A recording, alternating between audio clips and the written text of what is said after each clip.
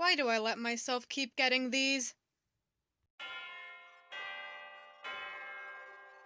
Hello everyone, this is VGMaster2, and today I have a very special topic to get into. I'm sure most of you know how much I despise Game Freak, but I've never before been able to tear to shreds the words and arguments of the ones behind all of the decisions. Well, that ends today! In my possession is a physical copy of October 2019's Game Informer, which contains a multi-page article transcribing in full their interview with higher-ups at Game Freak. I'm going to be reading this article word for word, and I'll only stop at the end of a paragraph if I want to make a point. The shift will be indicated by the change in background music, so pay attention. That way, you'll not only get my opinions as they come, but the full context of the article. I'm going to go through the entire interview in this one video, so buckle up, dear viewers. This is gonna be a long, bumpy ride. Since Pokémon's debut, the mainline series has existed solely on handheld devices. Being able to adventure in the world of Pokémon while being anywhere in the real world is enticing, but fans have long clamored to see the series deliver a mainline console RPG. However, developer Game Freak was reluctant to create a game that players couldn't take with them. The release of the hybrid Nintendo Switch changed everything. Alright, right off the bat I've got something to add, so that's a fucking record. Why exactly was Game Freak so reluctant to make a console game? I mean, I can understand lack of experience, but that's why you practice. Unless Game Freak was too lazy to practice for some reason, and when they say they were reluctant, they mean they were fucking terrified because they know they're too incompetent to make one. I mean, I don't know, maybe they'll say some PR shit later on. But also, how does the Switch change anything? You can still have the option to take it anywhere. Just because you have the option not to doesn't mean they can't do what they always did. I'm pretty sure there are some games you can't play docked. They could have just done that and nothing would be different. Now unrestrained by the traditional limitations of dedicated handheld devices, Game Freak sets out to make what it considers to be the ultimate version of Pokémon. We traveled out to the team's Tokyo headquarters to learn the inspirations behind the various additions and advancements of Pokémon Sword and Shield. Oh, wow, that's interesting. Game Freak is declaring Sword and Shield their magnum opus, huh? I hope they go more into this cause, I'm not sure they know what ultimate version means. Walking into the unassuming Carrot Tower in Tokyo, you would never guess the creators of the highest-grossing entertainment franchise in the world were just a couple 100 feet above you. After a short elevator ride and a stroll through a plain, twisting hallway, a door opens to a conference room and you're suddenly presented with the rich history that has been made here.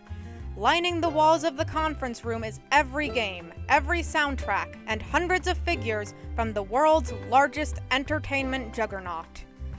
While the shelves housing the mainline entries of the Pokémon series read like a history book for Nintendo's handheld devices, when you get to the end, Pokémon Let's Go Pikachu and Let's Go Eevee immediately stick out as the sole console entries. The games, which released last year on Nintendo's current flagship platform, effectively transitioned the series to the hybrid format.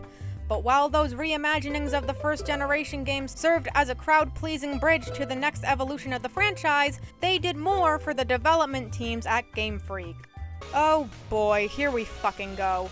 I'm hearing some choice words from this motherfucker. First of all, I see that Game Freak's still delusional enough to believe that that steaming pile of shit they released last year is main series.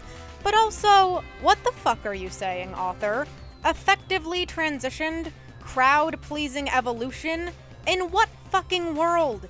The games were dumbed down, they stripped you of your free will and ability to choose things for yourself. They used a battling format that was probably never going to appear again. It removed breeding, items, abilities. I mean, the only thing it did was set the fucking disgusting precedent of we're not coding all Pokémon into one game. And a portable PC. Yes, apparently I was wrong, and Game Freak is giving Sword and Shield a portable PC with some limitations. I'm not going to say I'm happy about it, but I admit I was wrong, since I did say they were probably never going to do it again. Shows how much I know. Guess I thought they still had that brain cell left. Anyways, the Pokemon Let's Go games served as a way for the studio to get down the development basics for Nintendo's new console, introducing new features like wild Pokemon appearing in the environments and a giant leap forward in terms of visuals. Fans enjoyed these games and loved having a modern remake as a starting point for the franchise on the Switch, but Game Freak had greater ambitions with the new technologies than simply recreating past glories. Okay, so Let's Go was the practice. Ooh, that's not a very good look then. Also, I'm convinced this author was forced to make Game Freak sound as godlike as possible. Let's Go did not have a huge jump in visuals. It was a completely different style. A decent looking style, though not a style anyone would want in the main series, but a different style. And in what world did fans enjoy this game? Other than the shills that Game Freak suckered in with their pretty words and the help of YouTubers who only covered the game for YouTube money, assuming they weren't also shills, no one bought this fucking game. Did you not see the huge fucking backlash? I'm giving the author the benefit of the doubt of not being a shill, because I know it's a habit for Game Freak to threaten people into giving them what they want.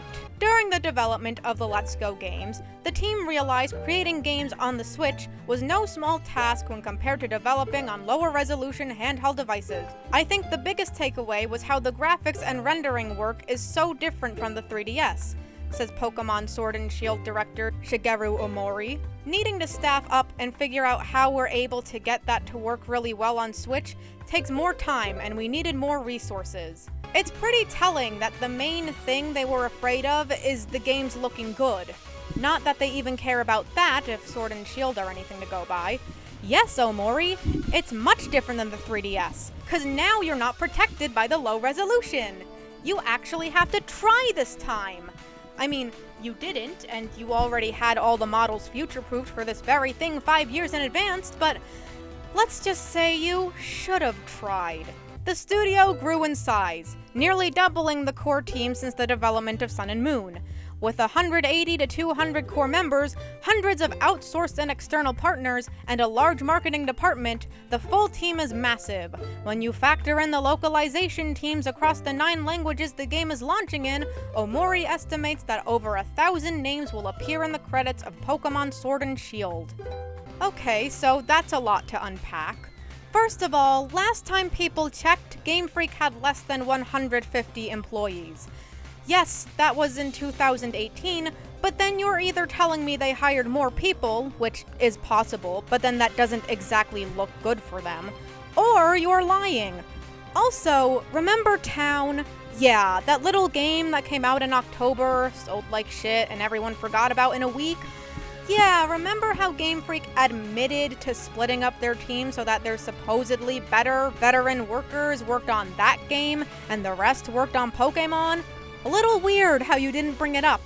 Also, gotta love how they're like, well, if you include all the translators, then the game is made by over 1,000 people. I know the translators are important, but that's not how that works, Chief. How good your game is and how hard you worked on it are not measured by how many people you can list in the credits. Especially if those people aren't the ones designing and coding shit in. But I would like to take a moment, since we're talking about people they hired and all, to congratulate Toby Fox, because he revealed that he made a single song for Sword and Shield. A preview was released for it, and the whole thing was leaked as I was making this, and it sounds fucking amazing. It's probably gonna be the best track in the game. If you want to hear it, search Battle Theme by Toby Fox, Pokemon Sword and Shield. Or something like that. Using key takeaways from the Let's Go games, the rapidly growing team at Game Freak forged ahead with its vision for the next generation of Pokemon games. We set out with the idea of making the ultimate Pokemon game yet. Being on the Nintendo Switch, the first time an all-new generation is coming to a console, Omori says. It was really the theme for when I set out making the game. The greatest Pokemon game. Alright, hold up, motherfucker. I don't know if you're gonna go into this later, but in case you don't, you can't possibly fucking tell me that you honestly think that these are the ultimate Pokemon games. You're cutting Pokemon from the code, cutting decent previous gimmicks from existence, making the game only look like a slightly better 3DS game that doesn't even hold an ounce of water compared to other Switch games, reusing animations and models, good and bad, and putting the good ones in places that are optional and less important than battling, and replacing everything with unnecessary gimmicks that no one asked for and most people can't stand. Does that sound ultimate to you? Does that sound like the best game in the franchise? Why did a console game take so long? Since the series' inception on Game Boy in the 1990s, fans have begged Game Freak for a mainline Pokemon RPG for home consoles. Until the release of the Nintendo Switch, that project would have compromised what Game Freak considers one of the series' most important aspects. We think it's really important to not have the experience be totally closed, says producer Junichi Masuda. Having it facilitate the real-life interactions, playing with friends in the same space, and talking with each other. Facilitating that is a part of the Pokemon experience, rather than just what's happening on the screen. It's fun to play alone at home as well, but it's probably more fun if you're playing with friends at a festival. So to me, that just sounds like a whole lot of words resulting in nothing. It sounds like a really bad excuse meant to appeal to people's emotions. Oh, well, we didn't want to do console games because, you wouldn't be able to hang out with your friends while playing them. Let's just ignore the fact that 1, Wi-Fi exists so you can play with your friends when both of you are in your respective houses, and 2, the Switch changes absolutely nothing. You can still use Wi-Fi or go outside with your friends, so your point is entirely moot. But anyways, Masuda, you were saying... Masuda also points toward the in-store Pokemon distributions that happen at retailers across the world. During these in-store events, players can bring their systems in or obtain an exclusive card to download a special Pokemon. We do that so you can go there to that location, and you may run into a friend or meet someone you didn't know before and connect through the game, he says. Those moments turn into memories and add value to that Pokemon you get. Every time you see it, you'll remember that experience, and we think those experiences are valuable. Oh, now you can fuck off. You can fuck right off with that shit. Really? That's the excuse you're gonna give? Well, we can't do a console game because, we won't be able to do distributions anymore, and those are super special and impactful. Again, no reason why the Switch would change anything. Also, way to fucking twist the reasoning of why you do events. It's not because they want more money and or are too lazy to do actual events like back in Gen 4, where you got an item and had to find out how to use it so you could manually catch a new legendary. It's not like that at all. No, we hand free shinies and legendaries out at random locations because we want you to make memories, because they're special. Okay, Game Freak, let's play this little game. If you truly believe that every single Pokemon is precious, then why aren't you coding every single one into Sword and Shield? Why haven't you announced a patch, if anything, so that people can move up their precious memories to the newest games? Could it be that you were trying so hard to pull a good excuse out of your ass that you forgot you were actively contradicting yourself? Now, with the Switch offering the best of both the home console and handheld worlds, Game Freak is excited to finally give fans the mainline Pokemon RPG they've been waiting for decades, without sacrificing its desire to have the games be portable. Oh, so you admit the Switch changes nothing. So this section was just about of worthless bullshit excuses for why they didn't do it before. Great, good to know. Also, Game Freak, sweetie, this isn't the main series console RPG we've been asking for. Battling the status quo. To craft the ultimate Pokemon game, Game Freak put everything under a microscope. Across 7 generations and 5 video game systems to this point, familiar battle mechanics that have stood the test of time always carry over in the series. Since the beginning, players have taken part in turn-based battles with Pokemon that can learn up to 4 moves. Despite that basic formula remaining firmly in place over the years, Game Freak has explored ways to change it up. I think with the Pokemon games, you're taking the elements that existed before and add on to them with every game. But we don't just take the elements for granted, says planning director Kazumasa Iwao. Each time we make a new game, we review what's there and make sure they make sense for the project and that we're confident we can make them fun for the next game. Hey, that's an interesting philosophy, but hey, you know what elements you've added before? Megas and Z-moves! Wanna know what aren't in the next games? Megas and Z-moves! Gee, sure sounds like you took them for granted, especially when you brought Megas back as bait in Let's Go. But maybe you'll talk about that later. According to Omori, the team even thought about changing up the very core of the battle system from the traditional turn-based experience, but reconsidered when thinking of the initial themes for this next entry. With Sword and Shield, we felt like expressing the turn-based battle in their ultimate form, he says. Well, they look practically the same as before, so I really have no idea where you're pulling the ultimate crap from. If you ask me, it would have been much more interesting if you had changed the system. Maybe to something more like Dragon Quest. But you didn't change it because of themes? What themes? With it being Sword and Shield, I would think it would be more with the theme if it was more like Dragon Quest. With that level of willingness to re-examine the core tenets of the series, the team looked toward other ways to experiment without completely disrupting the beloved balance. Even mainstays like Pokemon being able to learn 4 moves was looked at. The studio considered bumping the number of moves up to 5, or even down to 3, but nothing felt right. Well, this isn't exactly new information. Back in Gen 3, they were thinking of increasing the number of moves you could learn and the Pokemon you could carry with you. I guess it's interesting to find out that they keep returning to the idea. Makes me wonder if they'll ever be brave enough to finally pull the trigger. But I don't think balance is something they'll be able to achieve anytime soon, not with all the shit they're pulling. If you make it 5, or even more than 5, that makes it so a lot of the Pokemon can really do anything, and it becomes a lot harder to read what your opponent might do because there are just that many more possibilities of moves they could use, Iwao says. I think that hurts the balance of the gameplay quite a bit. At the same time, even if you reduce it by 1 to 3, you really start seeing there are haves and have-nots in the Pokemon world. Like, these Pokemon are obviously way stronger than the rest of these Pokemon. We keep coming back and finding that 4 is the right number for the current battle system, but it is something we revisit. Game Freak, what are you on about? If you actually knew what balance was, which you've shown you don't time and time again, then you would be able to handle it. So what if 5 moves means you don't know what your opponent is going to do? You never know what they're going to do anyway, even with 4 moves. And isn't that an element of the fun of RPGs? Outsmarting your opponent and getting the better of them? Not knowing what they're planning but still managing to come out on top? I'd really like to see Game Freak's definitions of balance and fun. One recent example of Game Freak changing things up with the series prior to this generation is how Sun and Moon did away with hidden machines, HMs.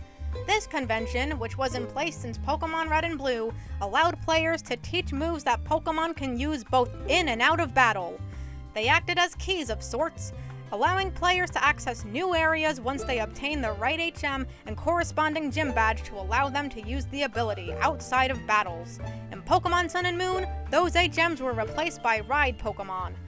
The team wanted to give the players a higher degree of freedom in Pokemon Sword and Shield, and as such, didn't feel the concept of HMs fit into the themes of the new games. Know what? That's fine. If you want to yeet HMs out the window, that's fine by me. I don't see any of the new freedom outside of maybe the wild area, but whatever. I suppose the HMs are expendable. While that modernization is carried over from Sun and Moon, several new elements are being introduced into Sword and Shield that differentiate it from past games. The Experience Share item, which spreads experience points learned to all Pokemon in your party, is no more. Instead, Sword and Shield automatically spreads out the experience without an item. You heard that correctly, folks! If you already didn't know, the Experience Share is baked into the game! Gone is your ability to choose how you play! Daddy Game Freak decided to take the privilege of individual choice away from you. You have to play the game the way they want. Listen, I always kept the experience share on, because I'm a cunt that really just wanted to get to the post-games to catch all the legendaries, but it's still shitty to take away the option. This is basically forcing you to play the game on easy mode, but it's not called easy mode, so it's okay, right? As long as we just make it the default, no one will care, right? And perhaps the biggest modernization to the core elements of the Pokemon franchise, the game now autosaves. In past mainline Pokemon games, you had to remember to stop and save occasionally or run the risk of losing substantial progress if you turned off the system or your batteries died. With Sword and Shield, players benefit from an autosave functionality that seamlessly records your progress in the background as you go. However, for those who want a more traditional Pokemon experience of stopping the action to manually save, you can turn that feature off. I imagine that will be a popular option when it comes to facing off against legendary Pokemon. Huh. Interesting that they gave people the option to turn autosave off when they don't give you the option to turn experience share off. That's a little weird. I mean, autosave? It's fine. It was bound to happen. They're a little late, as usual. I know that Yokai Watch 3 on the 3DS has autosave, at least before you fight rare and legendary yokai, but, I don't think I trust Game Freak. I wouldn't be surprised if the autosave feature was implemented incorrectly and it actually fucked up your game. Game Freak is kinda shit at coding. Competitive players also have a new way to fill their parties, as a new back-end parameter helps players use the Pokemon they catch from the outset of play in competitive battles. Traditionally in the series, you start with your starter Pokemon, and then you catch a lot of Pokemon in the beginning, and those are with you throughout your whole adventure, and the player gets attached to them, Iwao says. But a lot of times, they get into competitive battles, and they find they can't actually use those Pokemon, or they're not competitive.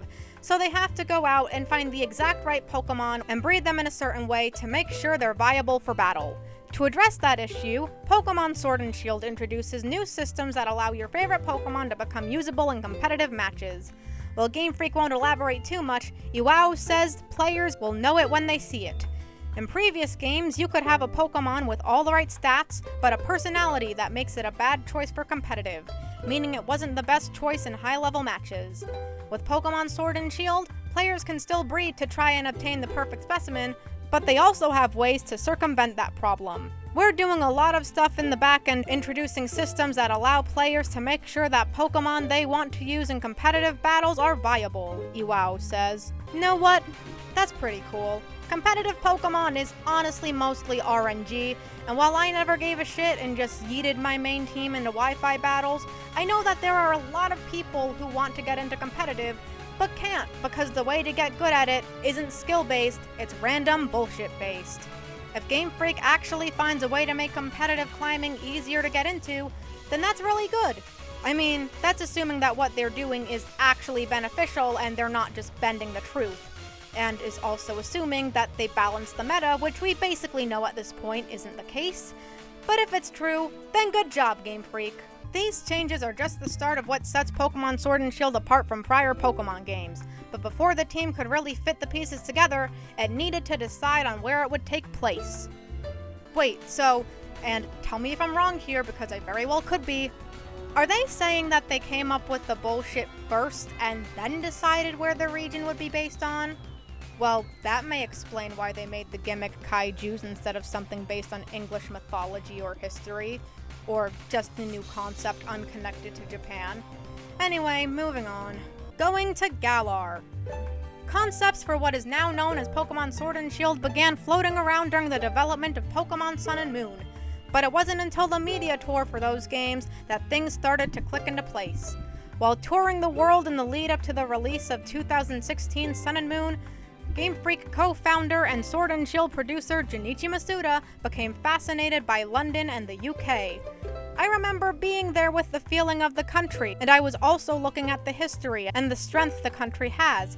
That inspired me to base the region off of that, he says. Alright, so we already knew that these things were in development as far back as Sun and Moon, so that's nothing new. Interesting that it was Masuda who came up with it. I don't know if I should be surprised or not. I think it's funny that he says the reason he chose it was the history, since, aside from the basic geography and kinda the wolf legendaries, I see no connections to the history of England and Wales. Again, the gimmick is based off of a Japanese concept. I'm not saying he's lying, but I'm saying it's a little strange. Masuda and Omori began kicking around ideas for a region inspired by the UK. To brainstorm, the team turned internally to an invaluable asset, James Turner, who has been designing Pokemon since the 5th generation of the series. While he now resides in Tokyo to work at the Game Freak headquarters, he grew up on the British countryside. Throughout his time at Game Freak, the team spoke highly of the UK, but it was never in serious consideration to be a region for a game. However, at a certain point, Turner began picking up on some hints that his home country might be in the running. I was working on a different project, and they were beginning development on what would become Sword and Shield, and I would hear from people working on it, "We have some things we want to ask you about. We need your opinion on something," and I'd be pulled away from what I was doing, he says. It became pretty clear that they were thinking about England, and they wanted my opinion about the English countryside or the culture and stuff like that. Eventually, the quick questions about England became inquiries about him joining the team for the next Pokemon game. When it was revealed the studio was planning a region called Galar based on the UK, Turner's brain kicked into overdrive thinking about what in the UK could translate into a Pokemon game and what should be highlighted. Turner was named art director for the project, and he began making a list of what he hoped to accomplish with the design of the new region. Having grown up away from the major cities, he knew the importance of making the countryside just right. The greenery of the countryside, the patchwork farmlands, that's a really beautiful aspect.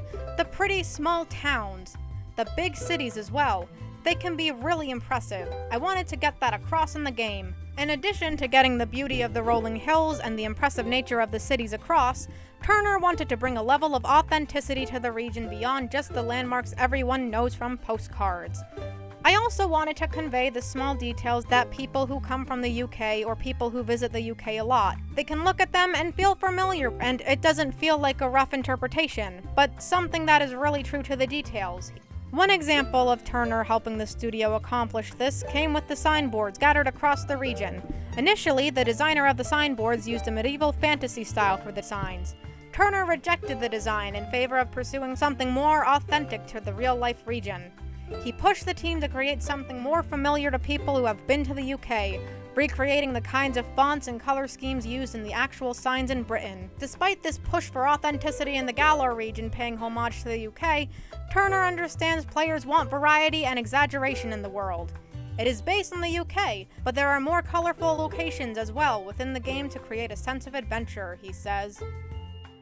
Whoa, 7 paragraphs without me cutting in. It's mostly because this is just development talk, which I honestly usually love. It can be really interesting and fun, especially when it comes to the creative aspects. It makes sense that they want a balance between real life and fantasy, since that's what literally every other game did. Though, you know, it's kinda sad seeing that they think they're putting so much into the looks of these games when they look worse than almost every other Switch game. Also, they say the name Galar was decided before James Turner became part of the main team.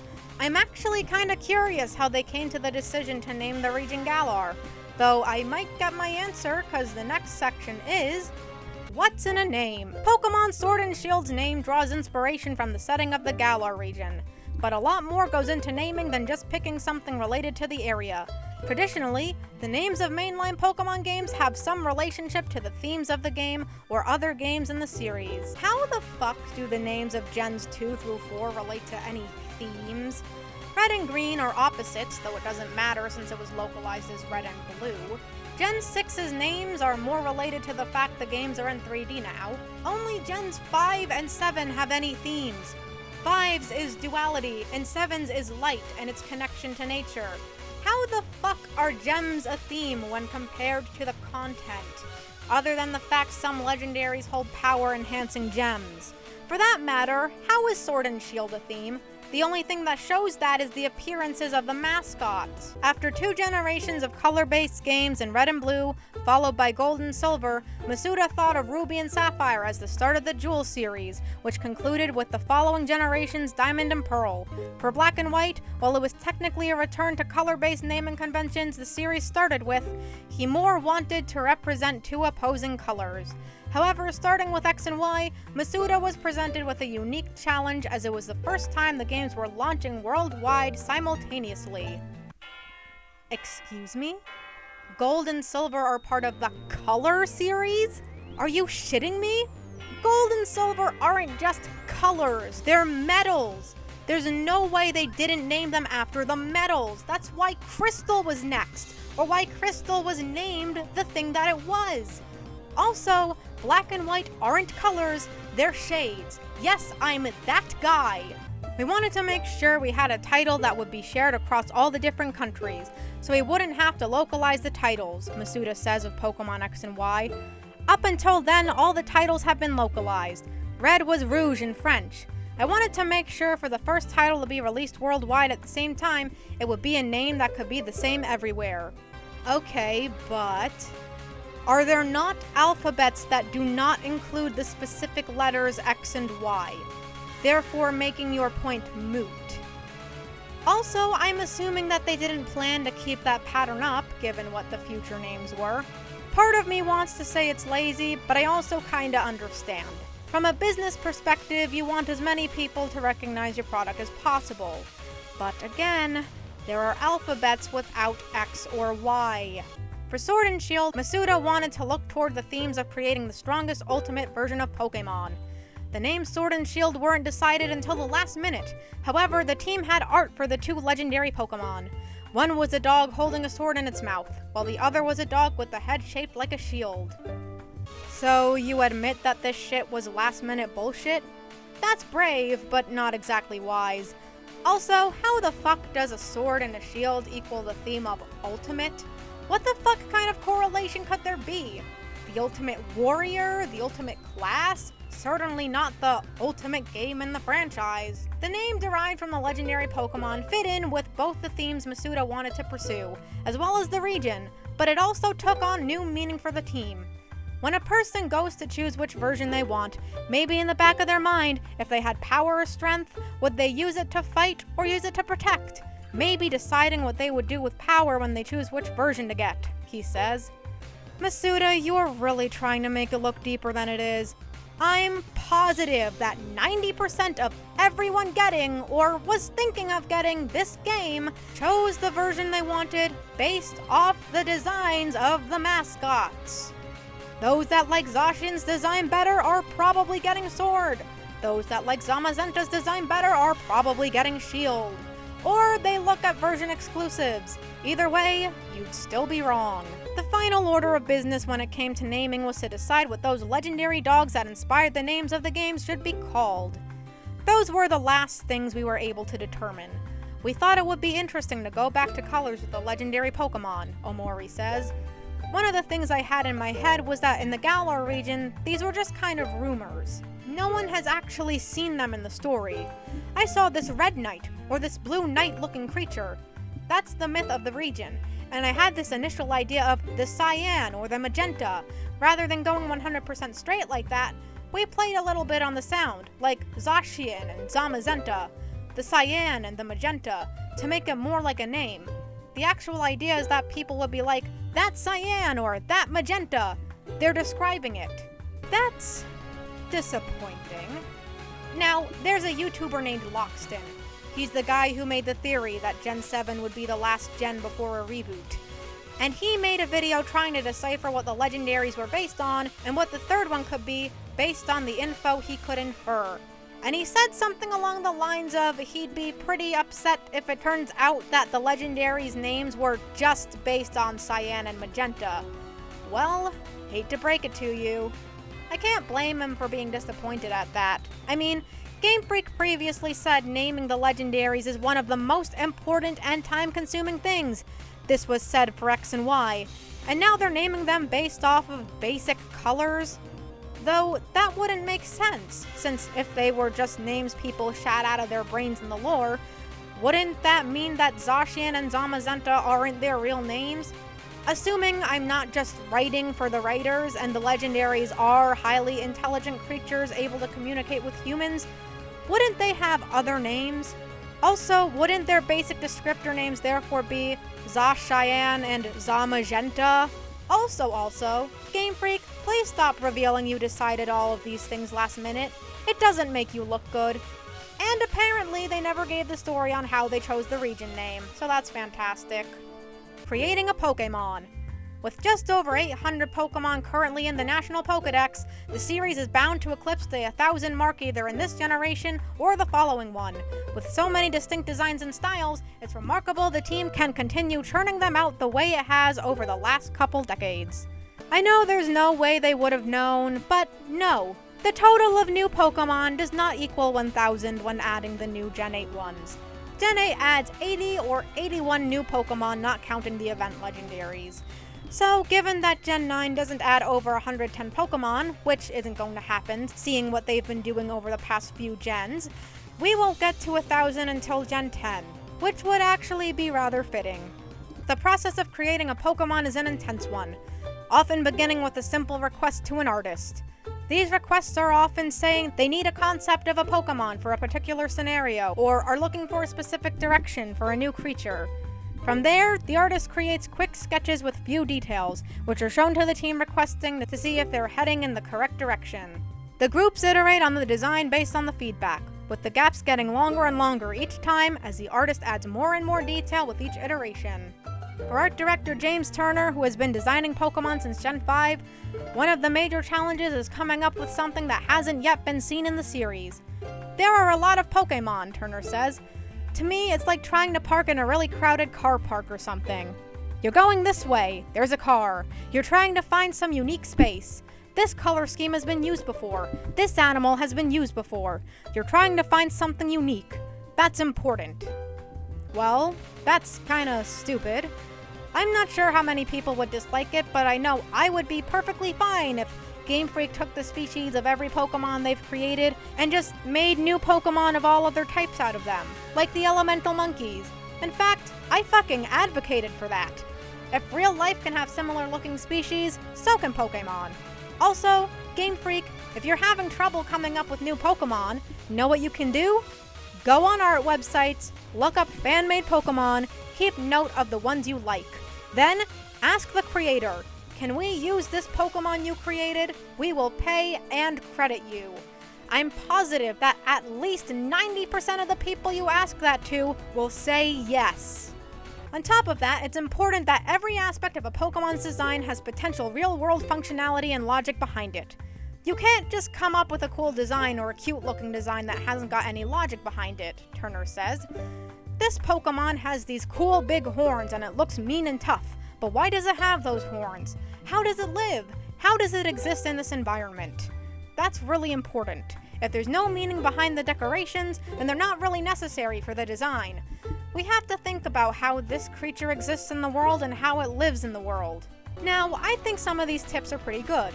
There is such a thing as too much detail. In fact, I would argue that the legendaries for this game are over-designed, specifically Zacian. I have no idea what those shoulder blade things could be for.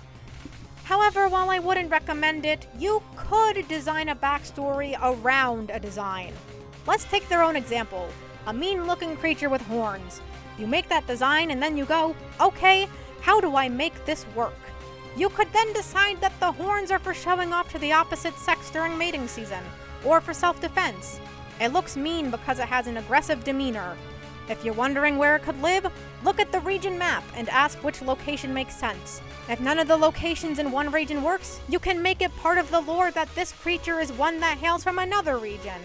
While you should probably come up with substance before style, you can still make things work if you create a story around the design. Besides, this is the same series that made Deoxys and the Ultra Beasts, who were designed to be weird and unrealistic. So I don't think the realistic and logical part really matters. As a part of this process, only a very small percentage of concepted Pokemon make it onto the final lineup of creatures. According to Turner, it's close to 2 or 3 out of every 10 Pokemon drawn make that into that game. However, once a concepted Pokemon makes it to a certain point down the design path, it's rare they're outright scrapped. Well, we know that's true. There was the magazine cover that had Pokemon that seemed to have eventually inspired Tyranitar, Hitmontop, and Tortuga. There's the concept art of a Pokemon that split into Blaziken and Latias. And of course, there's the Gen 2 beta that had early versions of Mime Jr., Licky Licky, and Leafeon. So this is just regurgitating info we already know. Many of these concerns are addressed in meetings where the teams come together and determine which concepted Pokemon are in the game and which are out. It's not always about the design of the Pokemon in question. Sometimes it's about the game already having a new electric or rock Pokemon and not needing another. That's kind of a dumb reason though. If the design is good, the move pool is varied and viable, and the stats are decent, I don't think many people care if a few Pokemon of the same type are introduced in one region. Do we not remember all of the mono water types that get introduced every gen? I don't see Game Freak limiting all of those. There are really quite detailed opinions about that kind of stuff, Turner says. When you see a new Pokemon, at first you think, oh, that's a cool design. But then if you start to think about it logically, why would it exist in this world and what role would it have? Even though they are cool designs, there can be opinions that come up that makes it, actually, that doesn't quite fit within what we want to do this time around. There are a lot of detailed discussions. Oh right, so an artist is told, make this kind of shit for this game. Unless the designs are absolute dog shit, why would they be scrapped? You told them to do a thing. Why would you knock them for listening unless they didn't listen correctly and got the wrong things from what you said? I feel like some of the first things you should do is find out what kind of biomes will be in the region, research what animals live in the real world equivalent of the region, and make Pokemon based on that. What kind of shit are you doing if you're being told to do this thing one moment, then the next you're being told this isn't right? For those Pokemon that don't make it into the game, there's good news. The rejected Pokemon designs often return in later games. People submit designs for one generation, and they don't get approved, Turner says. It might be just because it doesn't fit within that region, or it might be because the idea is not fully cooked yet. So they will go away with that design, and then with the next region, the next game will start and they'll bring it back. And maybe they've modified it a little bit, or maybe it fits better with the lineup, and those designs go ahead. I've seen them become final Pokemon within certain games, turning trainers into stars. In addition to getting the visual design to feel authentic, Game Freak wanted to embrace the sports-centric culture of the UK. Trainers are treated like star athletes, complete with collectible league cards. While filling your album with league cards from AI and human trainers can be a fun goal, each card even has trivia or information about the trainer's personality on the back, I enjoy creating my own league card, even with an extremely limited selection available in the build. What? Okay, if I can be a bitch about grammar, let's remove the parentheses and reread that sentence. While filling your albums with league cards from AI and human trainers can be a fun goal, I enjoy creating my own league card even with an extremely limited selection available in the build. 1. Why are you adding your opinion? This is an interview. If you're going to give your opinions, then make a section only for that. 2. That sentence makes absolutely no sense. Those are two unrelated sentences, and one of those is a fragment. Did you mean to say that filling out these cards might not be fun for most people, but you enjoyed it? Did you just mean to say that you think it's fun and just use more words than you should? Either way, that's still completely subjective and shouldn't be relevant when you're writing about information on a game. Even before customizing my character's appearance on the card, I can choose from different background, effects, and frames. From there, I reposition my trainer on the card and adjust their pose and facial expression before slapping a laminate coat of my choosing over the entire card. You can also equip your trainer with a jersey and give them a number. However, if you'd rather go for a more casual look, Pokemon Sword and Shield gives you more customization options than has ever been in the series. Past entries let you customize your outfit by selecting a top and a bottom, but now you can take it down to a granular level. Sword and Shield's trainer customization options allow you to choose shirts, jackets, pants, dresses, socks, shoes, backpacks, hats, glasses, and gloves. You can also choose from several hairstyles to complete the look. Yes, it's fantastic that there is so much customization. However, and I've said this in another video, this is the level of customization most, if not all, games that have customization reached over a decade ago. Just because Pokemon has reached the next level doesn't mean it's not bad that they've been so far behind in the first place, and it doesn't mean that the game is saved. Also, you're parading around with this most customization ever statement, but if they are this gen, the Diamond and Pearl remakes probably won't have any. Don't forget, Oras didn't, even though X and Y did. The team wanted shopping in the Galar region to remind you of shopping in a fashionable street in England. That can feel very familiar for people who live in the UK, Turner says. There are a lot of bits here and there that I pulled from my own experiences. Much like shopping in real life, you're going to want to scour all the stores possible to find the right place to complete your outfit. You can't just go to one store and expect to see the entire collection of clothes. There's actually different clothing brands that serve different genres of clothing, and you'll find that different towns specialize in some genres over the others, Omori says. Minus the brands, was X and Y and Sun and Moon not like that? I'm pretty sure that they had different clothes depending on the store. Please correct me if I'm wrong, but I'm pretty sure that's how that worked. Also, way to assume that all of the consumers give a shit about buying clothes. Fashion even changes from town to town, encouraging players to bounce around to find the perfect look. Big city fashion is different from small city fashion. And then there are more kind of punkish towns you can visit too, Turner says. The tribute to British sports culture continues with the stadiums full of people during big battles. This setting delivers a new kind of atmosphere not seen in a mainland Pokemon game to this point. The crowd reacts as action unfolds in the arena, including uproars, cheers, chants, and songs. The stadium itself also changes with the action, with certain things displayed on the screens around the arena, as well as music that plays. All of these elements brought by the Galar region felt like a natural fit for the Pokemon series, but where it proved most valuable was in helping Game Freak begin to pull together disparate elements it wanted to implement into one cohesive vision. Giant ambitions. The team had various ideas in mind for new features that could appear across the adventure, but they were nebulous and unattached. Several of the ideas they had in mind suddenly started snapping into place thanks to the idea of basing the game in a region inspired by the UK. So is that just something they do automatically? Think of the next gimmick they're gonna use for the next 3 years before throwing them away for another one? Cause last time I checked, there really wasn't a need for new gimmicks. No one asked for them, and they only keep getting worse. Just in general for a Pokemon game's development and where the ideas come from, usually in our heads we have all these different ideas, existing as individual parts, Masuda says. For example, maybe we'll have an idea for a connectivity feature, or a Pokemon. Then they're kind of all existing in your head. Then you'll have these moments where, for example, you're traveling or you're going to a media interview session, and you'll feel the atmosphere of that location, and all of it will come together like, this is a good location to feature all of these other ideas I already had in my mind. Well, ideas do usually start in your head, though I recommend writing everything down, taking pictures of the writing, or type on a Google Doc. Just make sure you've got everything jotted down for potential later use, and put them in a place you can find them. Oh, but about that connectivity feature part, you know what was a good connectivity feature? The PSS. You know, the thing you yeeted away for no reason. There were definitely a lot of ideas, Omori says. There were a lot of ideas we explored for this game that we ended up not using.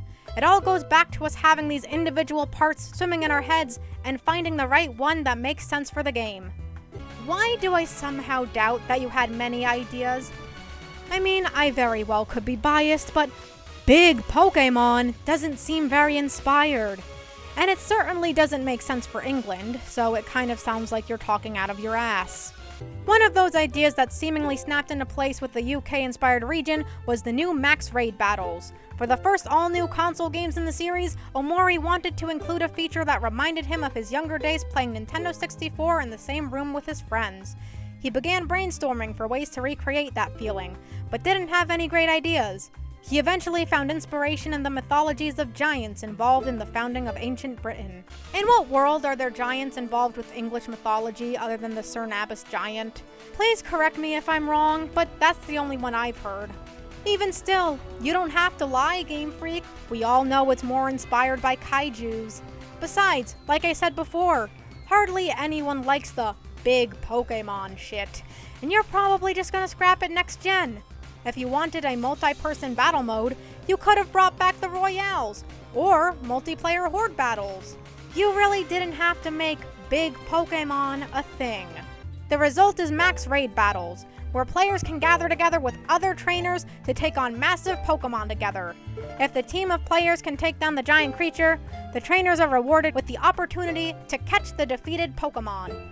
While that may sound familiar to anyone who has played Pokemon Go, the idea actually predates the implementation of raids in the mobile smash hit. Well, that makes sense. They started developing this thing as they were finishing Sun and Moon, while Pokemon Go took 2 years to release everything they promised in the first trailer. And I, myself, am used to planning things out in a specific order and realizing that the implementation of these things will be in a different order. I'm on your side with this one, Game Freak. It's still a shit idea, but I'm on your side. The initial concept of having cooperative battles against a Pokemon, the raid idea, came before raids were even implemented in Pokemon Go. But we saw Pokemon Go implement this raid feature and how popular it was for people to get together in the same space and enjoy these cooperative experiences, Omori says. I think there was some influence, like how in Pokemon Go, you don't need to be a hardcore battler to enjoy the raid battles. It's really easy to invite a friend. We wanted to have that element in Sword and Shield's raid encounters as well. Oh, so you're telling me if Pokemon Go didn't succeed, you might have scrapped this dumbass concept? Oh, that's rather aggravating. However, before raids were introduced in Pokemon Go, this mechanic was simply referred to as cooperative battles. With the term raid now cemented in the lexicon of Pokemon fans across the world, Game Freak decided to play off that word to make the feature instantly recognizable for a large chunk of its fanbase. Are they admitting that they only named it that to emotionally manipulate their fans? That they'll see the word raid and go, "Oh, I know that word! That word is connected with one good thing, so that means that this thing has to be good too!" 1. You must think your fans are fucking stupid, especially because the ones who played the main series games are not the same people that play Go. No, Let's Go probably did not help. 2. Why the fuck would you admit to trying to manipulate people? Holy fuck, Game Freak. This isn't a quote, so maybe it's just the author being a fucking moron. But if it isn't... Anyways, much like Pokemon Go's raids, the battles are marked using a star system. The more stars a raid has, the more difficult it will be for players. According to iWow, players might be in for a rude awakening if they think they can just coast through the higher-ranked max raid battles. I think it's going to have a kind of difficulty we haven't seen in a lot of main series Pokemon games up until now, iWow says. Even for me, a seasoned Pokemon player, if I go with one of the 5-star max raid battles, I can definitely run into situations where I'm not able to win. Well, then at that point, did you make it hard in a legitimate and fair way? Or is the game just broken? Forgive me if I don't trust Game Freak to make something difficult fair, when the only thing in their games over the past decade that was hard was Ultra Necrozma. And that was on the fallacy that he had all his stats boosted and was level 70. Thankfully, you can alleviate headaches by joining up with friends or choosing raid levels appropriate for your team of Pokemon. Even if you go into a max raid battle alone, AI teammates will join to fight alongside you. In addition, you can also even the odds by temporarily growing your own Pokemon to massive scales using one of Sword and Shield's centerpiece new features, Dynamax. Oh fuck, we're getting to maxing. Can't wait to see them try to defend this. I don't want to keep repeating myself every 5 seconds, so I'm just gonna say once.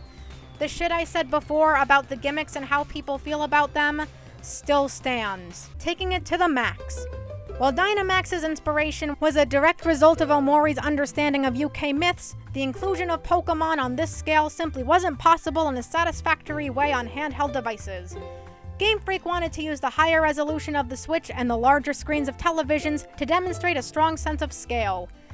Not only do the enormous Pokemon look bigger than ever before, but the small Pokemon on the roster also look appropriately small. Are they talking about scaling? 'Cause if they are, I've got bad news for you. When Tyranitar and Wailord look smaller or the same size as the player model, you fucking failed. And Dynamax just make the models look the same size, just bigger than normal. This is further on display when players use Dynamax to make their Pokemon grow to unprecedented sizes. Seeing a Dynamax Pokemon next to a trainer on a big screen shows off the scale Game Freak hoped for. Omori says this display would only be possible on a high-resolution platform like the Switch. On the 3DS, if you showed some of the huge Pokemon, the limited resolution would probably make the player character be like a single pixel or something, he says with a chuckle. Not necessarily. If you didn't make them so fucking big, just bigger, it could still function pretty well. but that would have required Game Freak to think, wouldn't it? To be fair, there really wasn't anywhere else to go on the 3DS, but still. The concept of having Pokemon grow to become giants satisfied another goal of the team going into its first all-new console Pokemon game. If you're playing on the TV, there's probably going to be other people in the house, like family or your parents, Omori says. We wanted to make what you were doing on the screen look impressive, or something that makes it look like if the kid is playing it and the mom comes by like, wow, you're really doing something cool there. Kind of like the idea of it being a sport, for example. It's impressive to watch as a sport, and maybe the kid is like a really powerful sports player. What the fuck did I just read? Okay, Game Freak, way to show your disconnect from the real world. First of all, most of the people who play your shit are in their 20s to 30s. They might be man-children, but they aren't kids. Second, you fucking think that if someone's parents walked in, they'd think it's cool? No! Wanna know what would actually probably happen? Timmy, what are you doing? Why is that mouse 50 feet tall? They're gonna think it's weird. Maybe they'll be fake nice, but they won't fucking understand. You think my parents know shit about the games I like? All they know are the names. You're fucking telling me you made this dumbass feature because you're gonna look cool, not because it made sense or was interesting?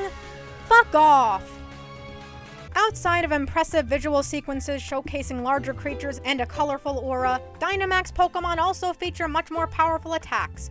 Even the most useless Pokemon, like Magikarp, can suddenly become formidable through Dynamax. This mechanic replaces systems from past games like X and Y's Mega Evolution and Sun and Moon's Z moves as the powerful equalizer in battle. Oh, we are well aware. That would be why people aren't getting attached to this. They just know it's gonna be thrown in the trash when it becomes inconvenient. There's a reason why people consider maxing Megas but worse plus Z moves. To take the new feature for a test drive, Game Freak held an internal tournament. The team came away confident that not only will competitive play embrace the Dynamax ability, but it will add an extra layer of strategy for players of all skill levels. This is kinda depressing, really. They actually think they've struck gold. They're so deaf and blind, they don't know that they're actively going against and pissing off their consumer base. God, this is painful to read through. You don't have to give the Pokemon an item, so you can trigger it whenever and create the element of suspense or keeping people on their toes since they don't know when you're going to trigger it or what Pokemon you're going to use for it, Omori says. In Sun and Moon, with the Z moves, you had to give the Pokemon a Z Crystal to trigger it, so if the effect of any item goes off, you know that Pokemon isn't holding a Z Crystal and you can feel at ease and then play your strategy around that. With Dynamax, since it doesn't require an item, you're never going to have that feeling of being at ease since you don't know that this Pokemon isn't going to unleash this Dynamax power. But at the same time, it doesn't feel cheap. Now you're actively trying to make your good shit look bad. So what if Dynamax has no item? Oh, well, in Gen 7, if an item goes off, there's no Z Crystal. Fucking fantastic! There are still 5 other Pokemon that could have a crystal! Same with Megas. You've got multiple Pokemon that can Mega Evolve, your opponent won't be able to tell which one, if any, have a stone. That's a fucking fallacy! You can make something new look good without knocking the shit out of the past, Game Freak! Stop with this bullshit! While some fans have expressed concern that the Dynamax mechanic might be overpowered in its ability to change the course of matches, by installing a 3-turn limit for the transformation, Game Freak thinks it has struck the right balance. For a long time, we were going back and forth between 3 turns and 2 turns, Omori says. It sounds like a small difference, but it's a huge thing we had to work with the balance. Also tweaking the strength of the moves. Just working with the battle design staff to get that balance right. It took a very long time. Bold of Game Freak to assume that 3 turns isn't enough to completely fuck someone over. If you were going to do it, you might as well have gone all the way and make it last all battle. Also, judging by what you've shown, you still don't know what balance is. Really can't say it enough. In addition, if a trainer Dynamax a Pokemon, it tips off their opponent as to what's coming, allowing them to prepare for the approaching storm. Technically, you can switch out of your Pokemon after you've Dynamaxed or just defend, but since that's a waste of the Dynamax, the expectation is that you're going to attack to take advantage of that power, Omori says. That allows your opponent to read what you're going to do, so that gives a little bit of balance there. Another bold assumption, Game Freak. I don't think there's much balance in an assumption. Besides, what if I want to subvert their expectations and purposely switch out of Dynamax to catch them off guard? Man, imagine if they didn't cut the other mechanics. You bluff with a Dynamax, switch into a Pokemon with a Z Crystal, and blast their ass with a Z move. That actually sounds rather entertaining. Dynamax is sure to play a massive role in Pokemon Sword and Shield, but it's not the only way Pokemon can grow exponentially during battle. Every Pokemon can use Dynamax power up, but a certain subset can take the concept further through a special variation called Gigantamax. Much like Dynamax, this causes the Pokemon to rapidly grow in size. However, it's not simply a power boost. In addition to visually changing the Gigantamax Pokemon beyond what Dynamax does, this new form grants different abilities. This means that for some Pokemon that have the ability to use both Gigantamax and Dynamax, the trainer must have the awareness to correctly determine which transformation to use for their current battle situation. These transformations are more than just gameplay mechanics in Sword and Shield. In fact, Professor Magnolia, the person who gives you your starter Pokemon at the beginning of the game, is specialized in researching the Dynamax phenomenon in the Galar region. These transformations are sure to be centerpieces of not just the gameplay, but the narrative as well. I've already talked about how I feel about the gimmicks, so I'm just not gonna say anything about Gigantamaxing. Though when they say this shit is important to the lore, I get mixed feelings. In Sun and Moon, they did explain the gimmick. It was because of the Light Trio. But Gen 6 did not explain Megas. If I may spoil something, Eternatus is a thing that exists. Now, this isn't a fact, but I think he's the source of the maxing energy. Just a hunch. The lore of the land is that the Galar region has this sort of mysterious energy that can power up things and make them massive, and we express that through the battle system. When they get bigger, they become stronger, Iwao says.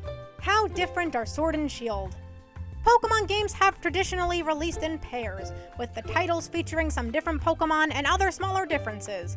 For example, in Sun and Moon, the day and night cycles were reversed, affecting certain items and encounters during different parts of the cycle. Pokemon Sword and Shield carry on the tradition of certain Pokemon being exclusive to each version, but based on which version you get, the gym leaders are also affected. Yes, the dual releases, one of the most tired release cycles of ever. Even Yokai Watch stopped doing that as soon as they hit the Switch. But, of course, Game Freak needs that sweet dual pack money. According to director Shigeru Omori, the gyms are split into a system resembling major and minor sports leagues. There are 18 different types of gyms in the story, and depending on the version, which gyms are in the minor league and which gyms are in the major league are different, he says. For example, in Sword, the fighting type gym will be in the major league, but in Shield, the ghost type. The idea is that every year, the Galar League is playing and which gyms make it into the minor league versus the major league changes. Now this is fucking hilarious. When this first released, people actually thought that there would be 18 functioning gyms in the game, which would have actually been interesting. Turns out, it's just fucking lore, and there are still only 8 gyms. But that begs the question, why would you make that a thing if it had no actual meaning in-game? One may argue, but what about the Pokedex entries? They don't have any gameplay backing either. And that is completely correct, and for that, I would hold Game Freak accountable for not characterizing the Pokemon enough. The gyms are a really big part of the games, so if they're not going to back the lore up with gameplay, why even bother? Especially with lore as deep as that. Oh, in the lore, gyms change every year, but not in the games. They'll just fucking stay the same forever. There's 18 gyms that cycle, but only 8 will ever be functional. 'Cause that makes sense. Going wild. While Dynamax is something Game Freak says wouldn't be possible on older hardware, the new wild area brings several technological advancements together into a vast expanse within the Galar region. A wide open space where players can roam freely and catch Pokemon. However, it combines both synchronous and asynchronous connections to other players to populate the area with trainers from both online and local sessions. In addition, players can meet up to trade, battle, or cooperate in the aforementioned max raid battles. all of which is seamlessly auto-saved as you play. We're only able to do this because we figured out all these technologies and figured out how to make it work, making sure we can have this kind of online matchmaking happen in the background while you're walking around and not interrupt the player, Masuda says. Traditionally, when the trade would happen, you'd have a hard save screen where you'd stop right there and save the game. But we've finally made a way to make saving happen in the background seamlessly without any data being corrupted. Even though it looks like a super simple feature, it's actually been a lot of work behind getting it to actually work in the game. In concept, the wild area is fine. I think it's pretty cool. But the graphics are just not on par with all the other big Switch games. It's really jarring, and it really shouldn't be acceptable. And again, I do not trust that this autosave does not break the game. I do not trust them to code that correctly. Not if it took them this long for them to think they figured it out. The wild area also plays host to Pokemon camps, another new feature in Pokemon Sword and Shield. As players roam the expanse of the wild area, they can set up camps for them and their Pokemon. Once in a camp, you can let your party of 6 Pokemon out to play. In addition to interacting with the Pokemon directly through throwing balls for them to fetch or brushing them, you can also watch them interact with each other. You can also cook for yourself and your Pokemon. Based on the ingredients you use and how good you are at the cooking minigame, you can make different versions of curry with rice. Other players can join you in camp to help you cook and eat with you. Game Freak teases that eating with other trainers can have definite benefits. These things are basically upgraded versions of things we already had. You know, Pokemon-Ami and Refresh, and the cooking minigames in Gens 3 and 4. And that's perfectly fine. However, they shouldn't have come at the cost of cutting things.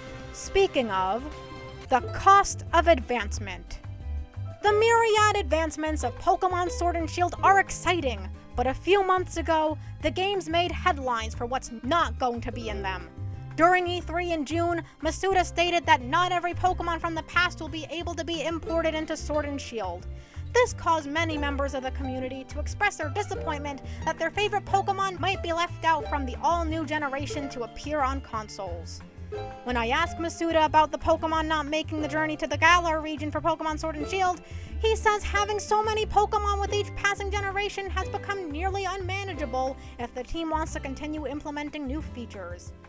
Up until now, we've been proud we've been able to include so many Pokemon in the games, but as a result of that, there's actually been quite a few features or gameplay ideas that we've had to abandon in the past, he says.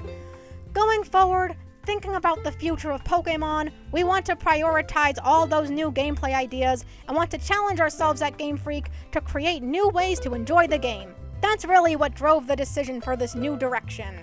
While he won't elaborate on how many or which ones didn't make the cut, Masuda says the decision was a result of collaborative talks with Nintendo and the Pokemon Company. According to the producer, the decisions surrounding this move weren't easy. A wide variety of discussions happened. It's not just one kind of criteria for deciding the Pokemon that are going to appear in the games, but a lot of different reasons, a lot of different directions, a lot of debate over which ones would be the best in the game, Masuda says. I think one example of that is figuring out the Pokemon that would make sense for the setting of the game the most. These Pokemon look like they could live in the Galar region. We really spent a lot of effort deciding which would best fit the setting of the adventure and the features that we wanted to implement. I think players will be satisfied. There's quite a few Pokemon that you'll encounter in the Galar region Pokédex, so I think players will have fun seeing all the Pokemon. Well, dear viewers, Masuda might not be willing to give us the numbers, but I am! Turns out, only 400 Pokemon are in these games, 80 of which are new.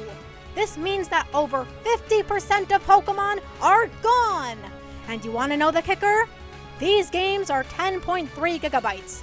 Why is that so important? Because Ultra Sun and Ultra Moon, a game that had all existent Pokemon and the last 2 major game mechanics, were only 4.6. Isn't that a little weird? That a game with less Pokemon than Diamond and Pearl could be double the data of every other game? Even so, Switch cartridges are normally 32 gigabytes, with others having the potential to be 64 gigabytes.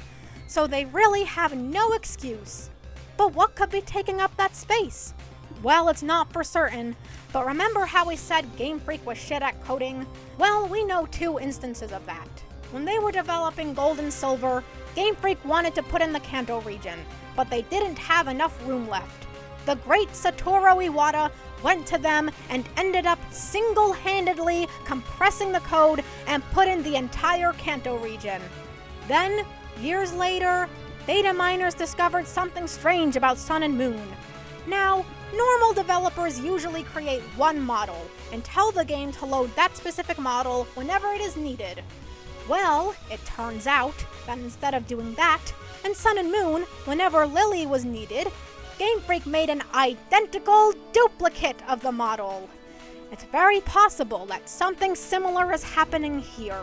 So not only are they very insufficient with coding still, they still have more than enough space to put everything in. And yet, here we are, expected to pay 50% more money for a game with 50% less Pokemon.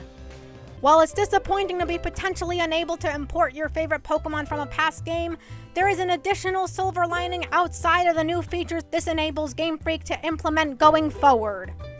When I ask Masuda if the Cup Pokemon will return in the future, he leaves little doubt. Definitely, he says. You can look forward to seeing Pokemon that don't appear in these games appearing in different regions in future games. I think Pokemon Home, for a lot of players, will serve as a launching pad to gather them all there and then embark on future adventures. Yeah, you won't be able to bring half of all Pokemon here, but don't worry. We'll just emotionally manipulate you into buying our future games by using your favorites as selling points. Besides, you could also just use our probably paid subscription service to imprison your Pokemon until we feel like putting them in a game again. What a bunch of bullshit. The ultimate Pokemon game. On the surface, Pokemon Sword and Shield may look like just an upgraded version of the mainline Pokemon games to this point, but several changes and upgrades have helped Game Freak come closer to realizing its mission of creating the best Pokemon game to date. With improved hardware and a fully realized region to explore, and exciting new mechanics and ways to battle, not to mention an entire new generation of Pokemon to encounter, catch, and battle, Pokemon Sword and Shield certainly has the potential to deliver on Game Freak's lofty ambitions. Now, with just a month before the games are out in the wild, players don't have long before they'll know if the long-requested leap to consoles was worth the wait. It's not, and we're still waiting. Well, everyone, that's it. That's the entire interview. That took a million years, but I hope it was worth it just to hear the bullshit that comes out of Game Freak's mouth. Here's a reminder that I have a playlist of videos talking about the many issues of these games. If you want to educate yourself, link is in the description. Anyways, I'm VGMaster2, and I hope to see you next time.